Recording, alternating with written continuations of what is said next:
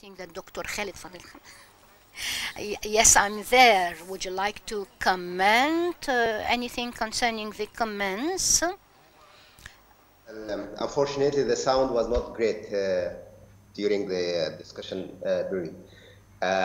Unfortunately, the first speaker, I almost lost what he mentioned. But the only point that I grabbed from his discussion was how to communicate such kind of results, given the fact that this is coming from a complex model in various ways.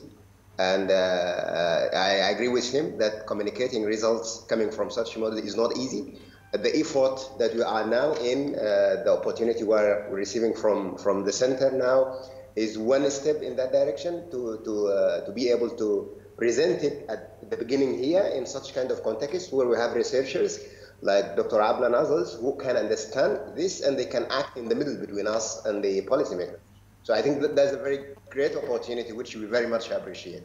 The outreach is very important, especially when you're using such kind of models. And it's not always easy to get an opportunity that the policymakers are listening to you. And we're very glad that we have this opportunity. Now, when I come to the second speaker, I get some of the comments. I'm very appreciative to what she mentioned.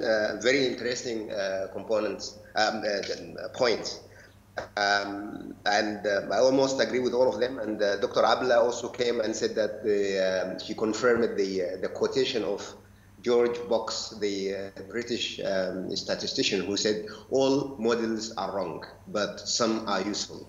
So the models are not the reality. That are something that is supposed to depict the reality. And how far are we from the reality, depending on what assumptions we are applying, and how good is our information about the economy. So I'm actually in this study to be working with Iman and Dr. Hiba, because they have the local knowledge. So they know what is happening in the Egyptian economy and how these policies has been implemented in the past and what are the plans for them to be implemented in the future. And we believe that the setup of our model is very close to reality. But we cannot claim that our model is basically the Egyptian economy. So we are getting as close as possible to it. Of course, there are many assumptions and there are many parameters that we cannot estimate. But we guess them, or we just try to bring them closer to the reality.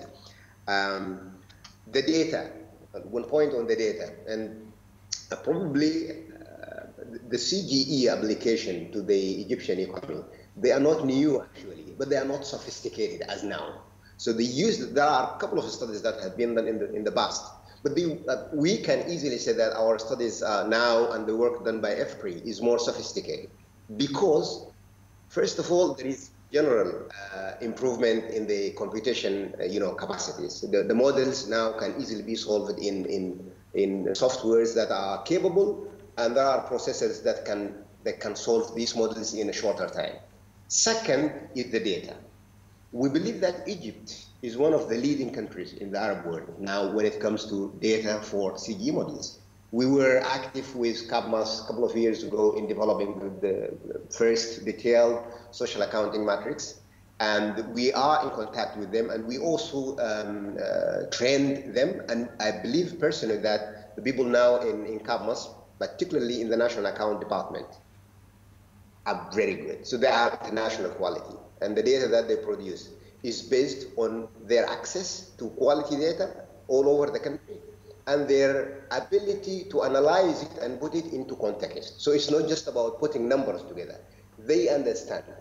They understand what is in this data, and they can easily tell you, we have this level of confidence in these numbers, and we have this level of confidence in these numbers. So they know where are the weaknesses. And I think as time passes, the quality of the data in Egypt will be better, and the potential for using such kind of large models will be higher. Now, Abir, I'm also glad that I cooperate with Abir in the tourism sector in Egypt. Very glad to the progress happening there, and I look forward to future work. The questions she raised are very sensible, and they are coming from someone who understands CGE models. probably Iman addressed some of them. So probably the one that I would like to address is how do we compare our results with what has happened already in the ground in Egypt. And I agree with her that this is not documented in the paper, and I hope that Iman and Hiba will be able to highlight some of it. Just kind of, contrasting our results to what has happened already, and I think this should be included in the version of the paper that would go to a journal. A very interesting point. And what else I would like to address? Yes, of course, there is no forecasting. So the CGE models, even dynamic CGE models, do not forecast. So the only thing that we do is we try to, even in our dynamic models, we have, a kind of recursive dynamism in our models where you solve for 1 year and then building on this year, you solve for the next year. So it is not forecasting. It is about, trying to come up in line with what is recorded in data from for example, in dynamic models, data from the World Bank and the IMF and others. I'll stop here and I can come again if there are other issues. Thank you. Thanks a lot to you, and we will, by the way, we'll be in touch with you in another research. So he's still available? Okay, yes. So there will be more work between us. I have 2 quick comments before we open the floor. We will choose the year 2012-2013 as the baseline. So Dr. Hiba has already answered because that was the year before. So it was very important to be there. But maybe it will be more important to put another year, which is 2009 and 2010, which is the year before the revolution, before the 25th of January, and where the economic situation was within the form was stable, regardless of anything. But the indicators would say that things are stable. But so if we compare it, I think it would be very beneficial. Both years are very important, and comparing them would have very interesting results. Also, you have answered the issue that what is the form that you want, or how you want it to look like. We say that this is not enough. I guess in the data that we have agreed upon, on which we will do, we will have to talk about what is the best form. Abir also saying that it has to be compared to the real world. Yes, it's very important because we have to say what has been achieved on the ground. The paper which was presented 2 days ago in the World Bank, which Clemens talked about and made a CGE model and talked about such subsidies. Not all the subsidies. He talked about the energy subsidies. He said that the middle income have been affected by it. The middle income have been affected by it, and it's very important to focus on this as a result. Even if we don't have related policy indications to communicate it, but it's very important, it's very clear, because every time we look at the impact of economic reform, we look at the poor categories, and we see that Takaful and Karama has solved the problem. Though we know that Takaful and Karama do to a very limited number of families and with some conditions, and it's conditional, and consequently this is not enough to deal with the negative impacts. And we can see it on the ground without any indicators in our life. So this takes me to the last point, which is communication. How to communicate this from a very complicated model like this. There are messages that are very clear. Its policy indications are very clear. And we have to produce a policy brief that's directly related to it. So though the model is very complicated, but we can say things about it. One of the things that I liked personally, because sometimes I am critical in things, but for the ERF and discussions, the models are normally that people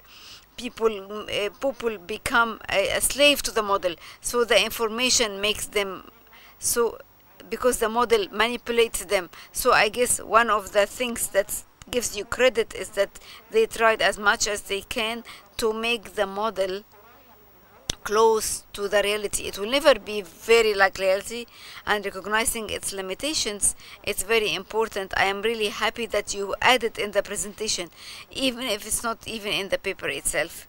So now we will open the floor for comments and questions. So Dr. Heba Lithi, of course, is an expert, is a big expert in this field.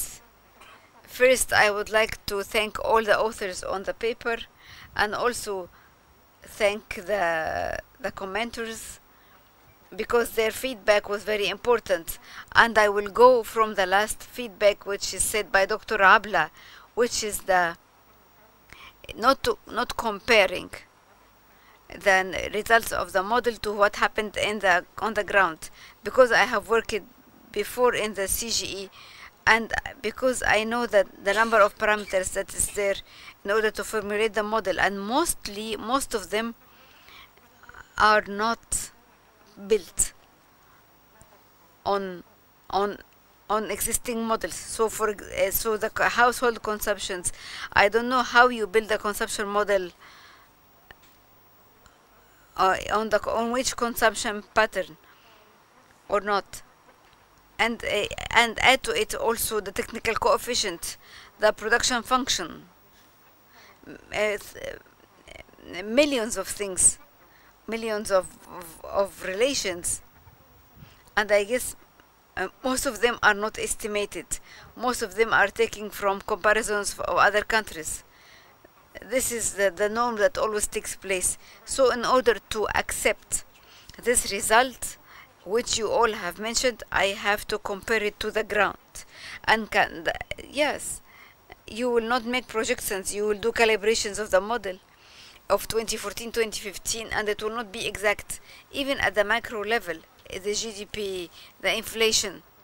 So I cannot imagine that the inflation here, did you add? I did not read the paper, but have you added the devaluation that happened? So this devaluation has a very big impact on the consumption pattern of households. So how this is not to be included into the comparisons? So honestly speaking, what I can see that in order to accept this model, I have to know how this model simulates reality. 2015, 2016, 2017, not in everything, but at least in the macro data. And then, honestly, I have to see later on whether I am convinced with these numbers or not, because I have said this before, yesterday before with the World Bank, and they reject this. But I have to say that this has to happen before talking about any result. Other than this, these are all exercises. So how would I know that this is sound? So I have to remember what the IMF official said when we do the devaluation. So they say that the devaluation impact was much, much more higher than what we have imagined. So in order to accept this result, I have to make sure that a model with this amount of parameters, and which is not evaluated or estimated, just like what Dr. Magid said, they all assume linear relations between the components. We have to verify them, and this is the things we have to do before we do any simulation. Thanks, Dr. Heba. I know you are the advisor, you are the expert, and for sure they have to say such kind of details. For me, this model is just like a candle, and if we try without it, if we look at the perfect model, we will not find it. I'm sorry, I cannot hear. She's not holding the microphone. So the details are not presented here, but you are 100% correct. And here we have Raza at the back. The IMF is going to comment on the paper. Thank you, Dr. Abla. A very good morning to everybody, and let me congratulate you on a topic on a very interesting, a seminar on a very interesting topic, and the author, who I have the benefit of knowing, for a very interesting paper. I want to make 2 points, and they are at a bigger picture level, so they're not going to go into the details of the paper, but they are going to comment on the approach. And they pertain to how should one approach to answer the question of an impact of reforms, which is fundamentally the question being asked. The point I want to make is that very often, what we do is we just look at changes over time in key indicators and use that as the answer to the question of the impact for reforms. And that only takes us partially all the way, because what happens after the reform is a result of not only the reform measures, but also many other things happening in the economy. So a better way is, I think, to assess the impact of reform is to ask how are the economic outcomes with the reform and how they would be without the reform. That is conceptually, in my opinion, a better way to answer the question of the impact of reform. Now, so therefore, the comparator has to be the state of the economy, welfare, income in the absence of reform. And then I think we should ask ourselves, what would that have been like? And in my view, a few points that I would make is first, in terms of overall confidence in the economy.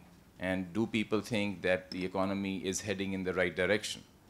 So one has to ask oneself, in the absence of a reform, what would people's confidence be? And I think you can compare before 2016 and after 2016.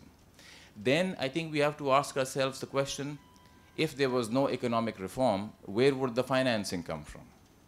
Right? Because as economists, we have utility functions, but we also have constraints. We have a budget set. And the constraints define where we end up. So in the absence of a reform, we have to ask ourselves, who would have financed the deficit? And if you don't have available financing, then there are only two options. One is a drastic cut in expenditures, far more than actually has happened, or you run arrears, which is even worse for confidence.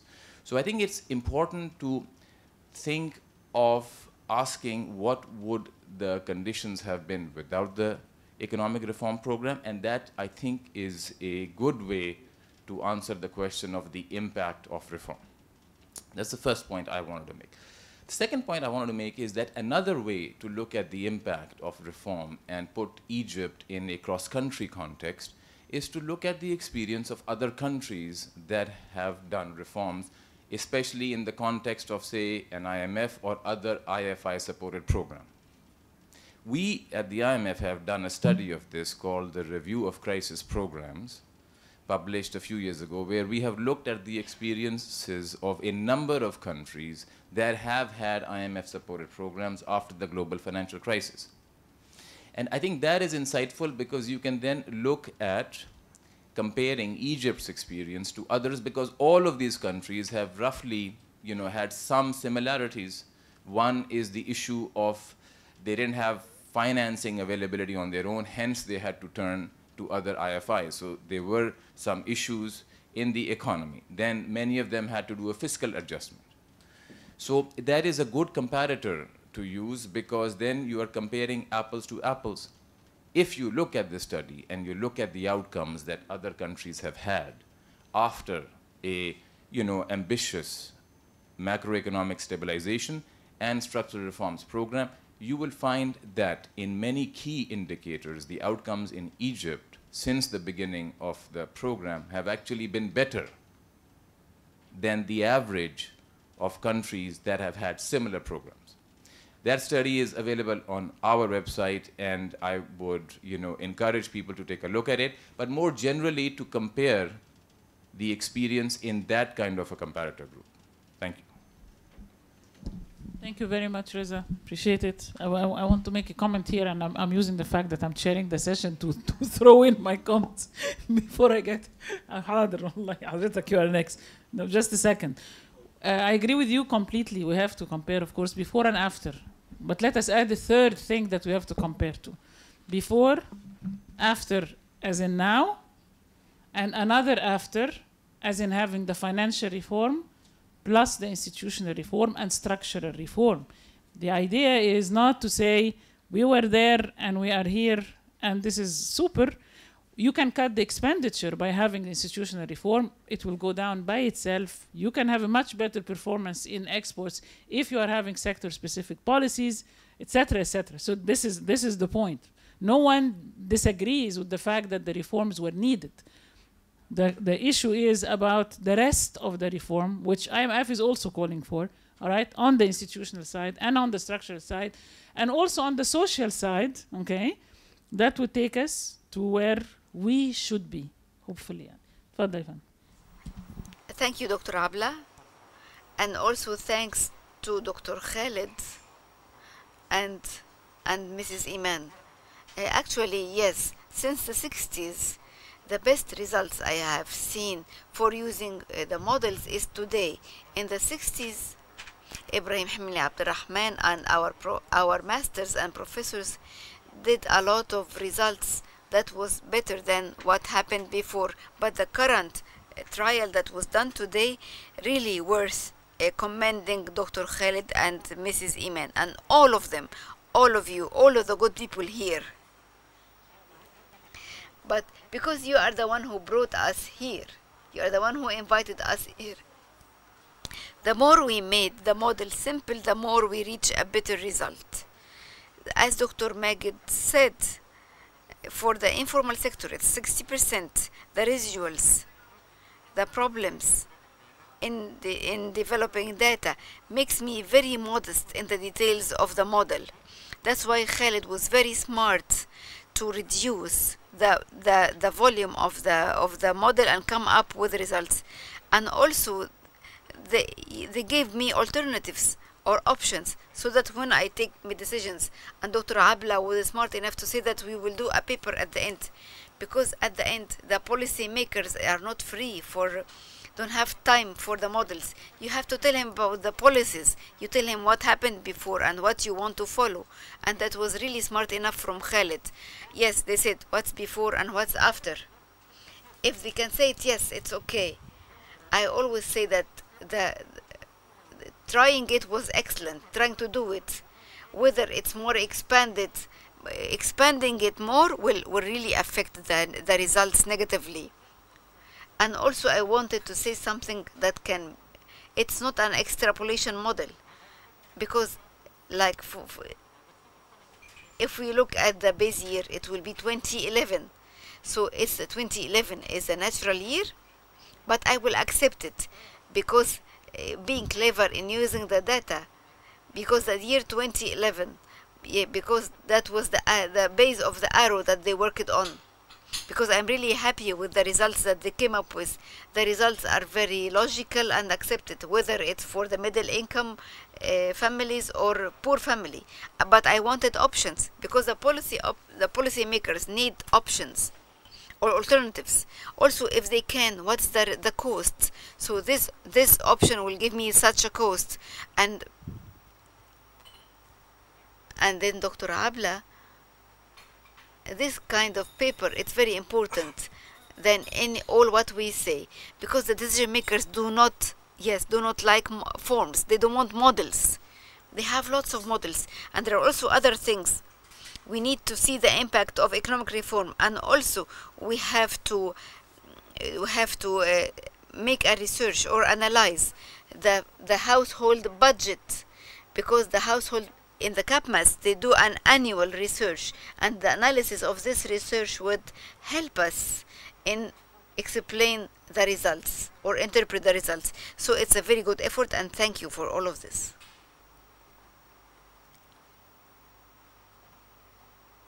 Could you please introduce yourself? My Hussein Saleh. I am a professor in the National Planning Institute.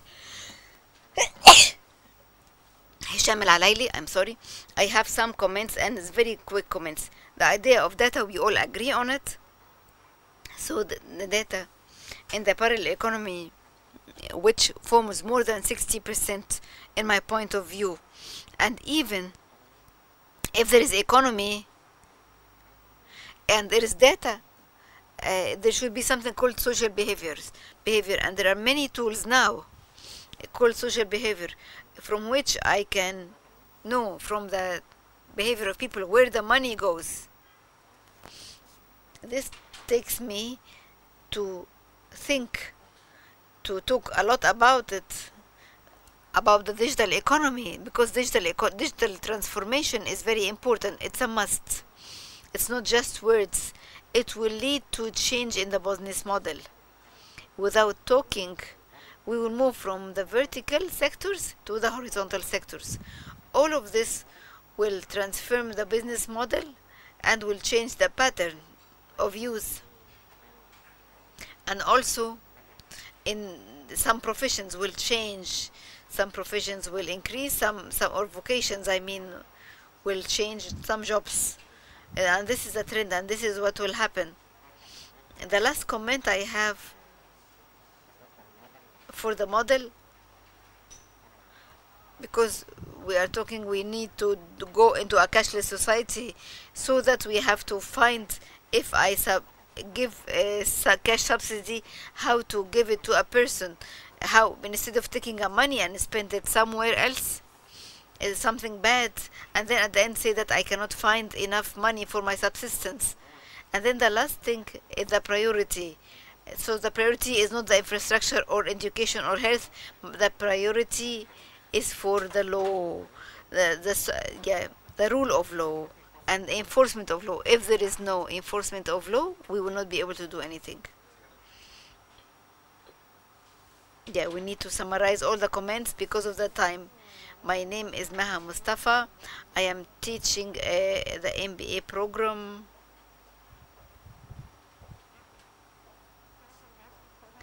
I am teaching master program in Edinburgh and the Canadian University. With all the limitation that was said about the model and the paper, I can feel it came up with a very important result, that the social protection is not enough, or it's not the solution. You have said that giving the cash transfer did not get its positive impact, and there is no distribution from the least productive labor to the higher labor, and also there was growing without changing. And these are very important conclusions and will open the door. What are the solutions then? So the solutions here will be in social justice, not in social protection. And you said this inside, which is education, health, and equal opportunities.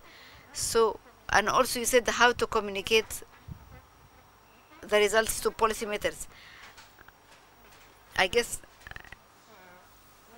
And the problem is not to communicate, because they know very well that the solutions are in justice, not in protection. Another point is the fabrication of numbers, faking up numbers. But I wanted to stress that the model should reach the conclusion of social justice. It should be setting social protection.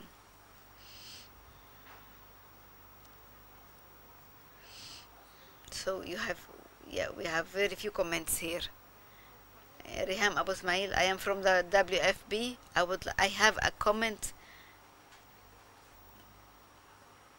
that the impact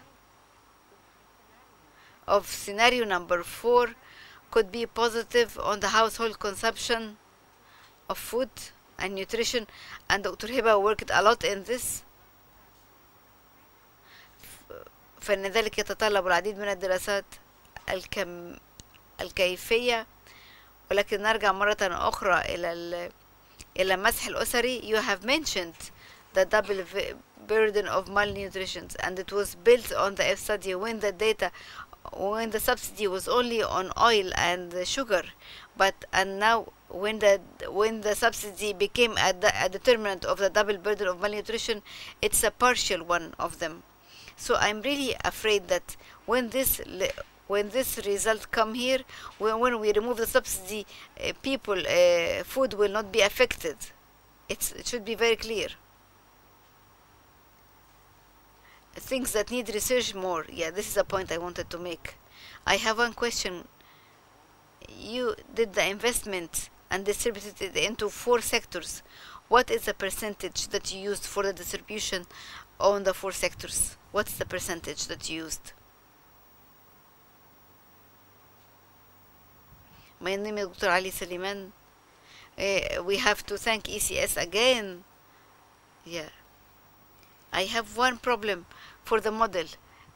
The model is very nice, and the idea of more than one formula and putting together is something very, very good, because we were fed up with people who were just using one equation. But the predictability, or the ability to predict, or the value added of the model, I don't see that the results that you have reached are very magnificent.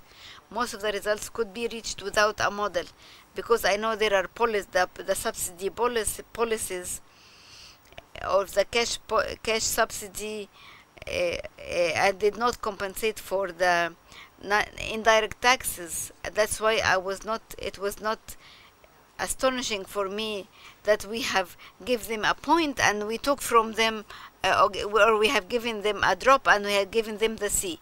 The point that we have to take into consideration are the direct taxes, which is paid normally by the employees or the civil servants whose income is well known, but those who do real estate transactions and those who transact in the stock exchange. But when we reduce the income tax from 32 to 20%, it was a good benefit for some people, but it was not for the people with very low income who were affected by it. And also the issue of the data that's mentioned by the doctor here, like as a joke, but because in order for the Ministry of Finance to increase expenditure on health, they have added the expenditure of water to the expenses of hospitals. That's why the definitions here has to be clarified. And also I like the model because it gives policy tools that if we do so and so, these results could happen. And thank you. And then here at the end, at the back, I am Amri Shawarfi. I am a researcher at the World Bank. I have a forward-looking question. If we look at the last numbers, and we find that the private consumption and its contribution in the GDP is the least in the last 20 to 30 previous years. So does the model answer this kind of question, or do you have a personal answer to this? Yes, beside you there was someone who had a comment also. Yeah, please, here is the last comment. Thanks for the panel. My name is Adel Rizq, but I just wanted to comment, or Dr. Hania, that you said that the model is static, but in the function of the model you should put a T, which is time, because everything moves by time. And Dr. Abla commented that we have to do a study before the year 2011 and after 2011. And this shows you whether you are going up or going down. So this is a forecast that we are learning from the model. This is for the, as for Dr. Magid, I have a very story about the USA about faking up data. My son was doing a study on mice. So even his professor told him, did you get this data, are they correct or you are making it up? So even in the USA they are also faking up data. So we should not be upset about this kind of faking up data because it's international. And also there is another point, which is my forecast. If you get me the results of the different faculties of universities, you will find that the number one will be a girl, and those who got 90% are 4 or 5 boys. So the decision maker would say that we will open more schools for girls, but the bulk are boys. So my thinking is that girls, they reach the peak because they are always achieve the first position, because they can stay, they have diligence and can stay more to study. So, but no, I'm sorry, we have to stop here, so that we have to give the yeah, because if we told the government that if that all the girls achieve the first rank, so that after 30 to 40 years all the ministers will be females. So but this has nothing to do with our issue. I have 1 minute here for the comments. So Dr. Ali, I want to tell you, there will be results which is well known, and these well known results, and it's not accredited by anyone, and when it comes from the CGE, and it says that what you see on reality has a different weighting. So quickly we would say our comments here. I will try to answer some of the points quickly. The first thing is that because we as a CGE model, we are trying to isolate a policy in order to see its impact. So there are many things that has affected the result on the ground, and I have seen it on my presentation, because I know the attack on the model come from this point. So we have to explain the results in the scope of the limitation and the model. So the statistical analysis also is very important, because Dr. Heba mentioned it, and we will benefit from the comments. I will not do like the people who refuse to listen what's being said, because sensitivity analysis is very important when it changes the parameters. This tells us what is happening when we played around with the data, as what's mentioned by Dr. Abla. We are not slaves for the model. So thank you Dr. Much for Reza for raising the point. As for the nutrition point, I am trying to refer to some observations. I will not say that this, because I did not do any study on the malnutrition, and I cannot claim that I am saying the results. I am much bigger than this, because this is much bigger than what I can say, but I was trying to relate. So I'm sorry. One of your recommendations is to do micro simulations on the micro data. So one of the results of the CGE is to do the household survey and see the impact, and then we can then measure the malnutrition. The direct taxes, we did not talk about direct taxes and its division, because in our paper we did not touch on it. And for private consumption, yes, we had negative results on private consumption, and we have presented them. So I tried to answer very quickly. Actually, we had to distribute them equally, because we don't have any indicators, because I'm not talking about the GDP.